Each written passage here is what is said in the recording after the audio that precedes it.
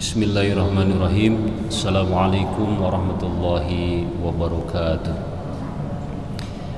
Alhamdulillahi rabbil alamin alladzi anzala as-sakinata fi qulubil mu'minin liyazdadu imanan ma'a imanihim. Asyhadu an la ilaha illallah wa asyhadu anna Muhammadan 'abduhu wa rasuluh. Allahumma shalli ala sayyidina Muhammad wa ala alihi wa sahbihi ajma'in, amma ba'd. Ayuhan nas, usikum wa nafsi bitaqwallah, faqad fazal mu'minuna al-muflihun. Hamba Allah kaum muslimin wal muslimat, sidang salat duhur Masjid Pusdai yang dimuliakan Allah Subhanahu wa taala. Marilah kita memanjatkan puji serta syukur kita kepada Allah Subhanahu wa taala bahwa pada siang hari ini kita diberikan kesehatan oleh Allah Subhanahu wa taala, juga terutama nikmat iman dan Islam yang hadir pada hati kita sehingga bisa melaksanakan sholat duhur berjamaah. Mudah-mudahan amal ibadah kita khususnya yang hari ini juga umumnya yang telah dikerjakan diterima oleh Allah Subhanahu wa taala. Shalawat dan salam semoga Allah curah limpahkan kepada Nabi akhir zaman, panutan kita semua, Rasulullah Muhammad sallallahu alaihi wasallam. Hamba Allah yang dimuliakan Allah Subhanahu wa taala, saya berwasiat bagi diri saya sendiri dan juga umum bagi jamaah sekalian untuk senantiasa meningkatkan keimanan kita kepada Allah Subhanahu wa taala sekuat-kuatnya, keyakinan kepada Allah Subhanahu wa taala. Juga kita berupaya untuk senantiasa menjalani hidup kita dalam bingkai takwa. Takwa dalam arti yang seluas-luasnya, imtitsalu awamirillah wajtinabun nawahi, melaksanakan segala perintah Allah baik itu yang wajib maupun yang sunat, juga menjauhi yang dilarang oleh Allah Subhanahu wa taala baik yang haram maupun yang makruh. Hamba Allah kenapa? Karena derajat keimanan kita, kualitas nilai ibadah kita, takwa kita kepada Allah Subhanahu wa taala ini sangat menentukan nasib kita, sikap kita, karakteristik kita dalam perjalanan di dunia ini, insya Allah sampai nanti ke alam baka. Hamba Allah yang dimuliakan Allah Subhanahu wa taala, sekali lagi keimanan kita perlu diperkuat kepada Allah Subhanahu wa taala, juga ibadah kita perlu diperkuat, perlu diperbanyak lagi. Khusus hari ini langkah tepat untuk kita memulai awal yang baru, awal untuk perbaikan bagi diri kita. Kenapa? Karena akhir-akhir ini ya disadari ataupun tidak bahwa di dunia ini bukan hanya di Indonesia saja terjadi bencana, musibah datang bertubi-tubi silih berganti menghampiri setiap manusia. Nah, musibah ini kalau dalam bahasa Arab itu kan masubah, sesuatu yang dibenci yang menimpa manusia. Tetapi ini menjadi bukti bahwa manusia termasuk kita ini tidak berkuasa secara mutlak. Buktinya dalam perjalanan kita hidup di dunia ini musibah itu datang kepada kita. Nah, hamba Allah yang dimuliakan Allah Subhanahu wa taala, kita tidak mempermasalahkan, mempersoalkan mengenai musibah itu sendiri. Kenapa? Karena musibah ini adalah merupakan sesuatu ketetapan yang telah Allah takdirkan kehadirannya. Nah, hal ini bisa kita cek dalam Al-Qur'anul Karim, surat Al-Hadid ayat 22. Allah Subhanahu wa taala berfirman, a'udzubillahi minasyaitonir rajim, ma asaba min musibatin fil ardi wala fi anfusikum illa fi kitabin min qabli an nabra'aha inna dzalika 'alallahi yasir. Tidak suatu bencana pun menimpa di muka bumi ini dan juga yang menimpa pada diri kalian terkecuali sudah tertulis dalam kitab Lauhil Mahfuz sebelum kami menciptakannya. Sesungguhnya yang demikian itu amat mudah bagi kami.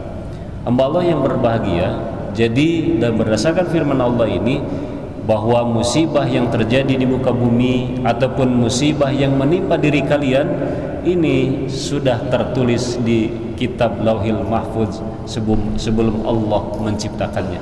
Artinya sebelum Allah menurunkannya sudah tercatat segala sesuatu dalam kitab di Lauhil Mahfuz.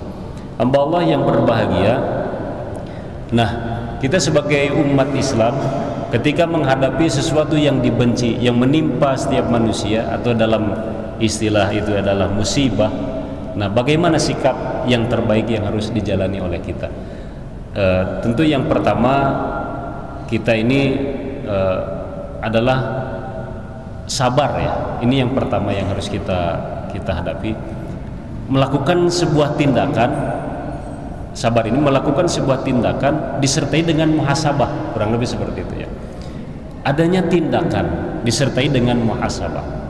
Nah, ini adalah tingkat sabar yang pertama. Jadi ada upaya tindakan kita, kemudian disertai dengan adanya muhasabah atau introspeksi gitu.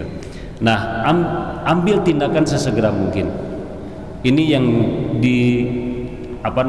diatur oleh Islam.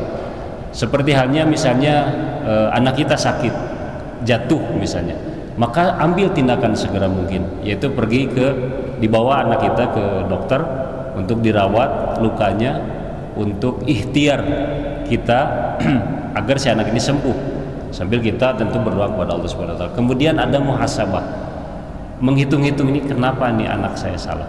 Tidak kemudian lantas menghardik atau mencela anak kita. Nah, begitu pula dengan bencana ataupun musibah apapun yang datang, ambil tindakan sesuai dengan ilmu yang sudah dimiliki oleh kita. Kemudian setelah itu muhasabah, introspeksi begitu. Nah, hamba Allah yang berbahagia, kemudian sikap sabar juga harus disertai dengan sikap ridho ya. Ridho artinya adalah lapang dada. Karena dalam kitab salah satu yang ditulis oleh Ibnul Qayyim Al-Jauziyah, Uddatus Sabirin, itu beliau pernah mengkelompokkan ada 4 kelompok manusia ketika hadirnya musibah itu. Yang pertama adalah kelompok orang yang imannya lemah. Imannya lemah ini dia berkeluh kesah, kemudian cerita ke sana kemari, mengeluhkan masalah yang datang pada dirinya ataupun pada keluarganya ataupun ya musibah, menceritakan kepada setiap orang.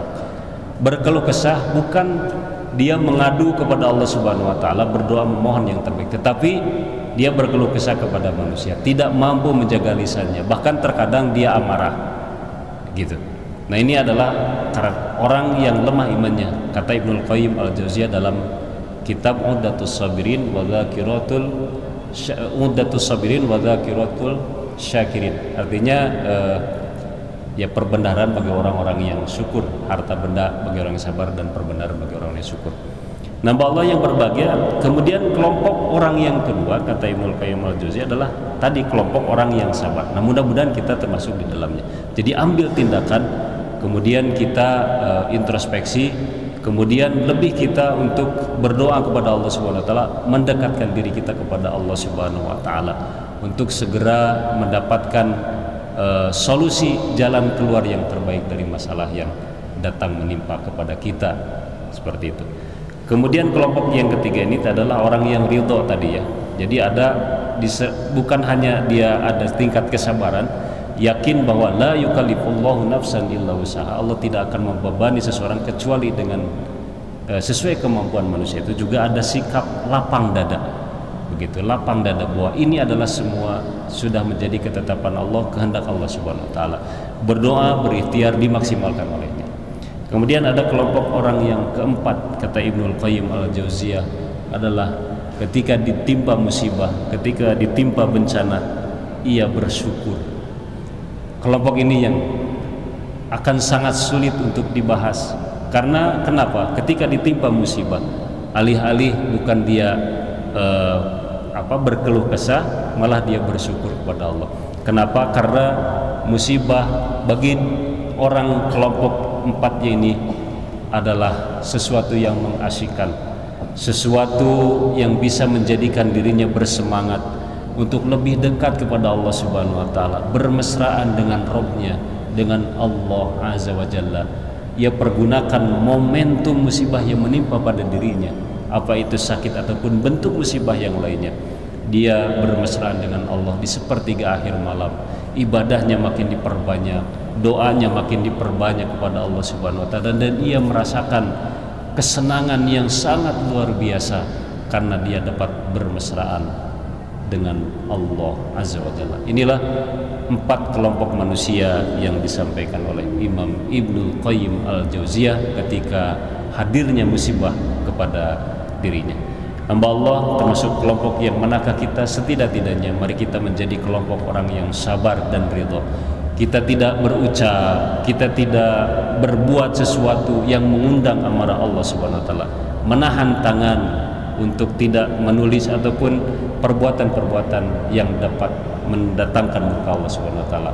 Tetapi kita lebih untuk introspeksi pada diri, kemudian mencari solusi yang terbaik agar segera keluar dari masalah musibah yang dihadapinya.